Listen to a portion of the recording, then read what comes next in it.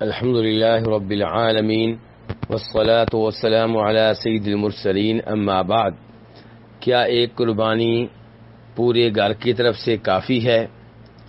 تو اس سوال کا جواب ہمیں اس حدیث سے ملتا ہے جسے جناب ابو ایوب انصاری رضی اللہ تعالیٰ عنہ روایت کرتے ہیں۔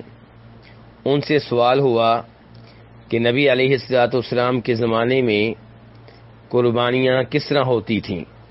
تو کہنے لگے کہ نبی علیہ الصلوۃ والسلام کے زمانے میں ایک آدمی ایک بکری کی قربانی دیا کرتا تھا، اپنی طرف سے بھی اور اپنے گھر والوں کی طرف سے بھی، اور پھر وہ قربانی دینے والے خود بھی کھاتے اور دوسروں کو بھی اس میں سے کھلایا کرتے تھے۔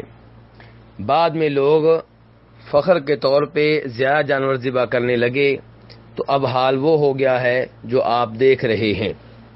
اس حدیث سے یہ معلوم ہوا کہ ایک گھرانے کی طرف سے ایک قربانی کافی ہے، اور ایک گھرانے سے مراد وہ لوگ ہیں جن کا کھانا پینا اور خرچ وغیرہ مشترک ہیں۔ یہ لوگ ایک قربانی کی بکری دیں یا گائے یا اونٹ کا ایک حصہ قربانی دیں تو یہ ان سب کی طرف سے کافی ہو جائے گا۔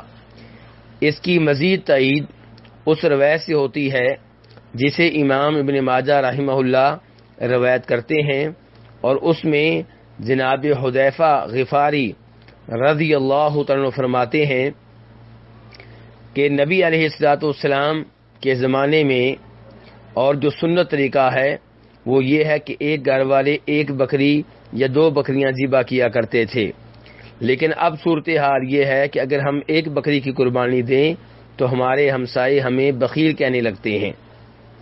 تو ان روایات سے معلوم ہوا کہ ایک گھر کی طرف سے ایک قربانی کافی ہے۔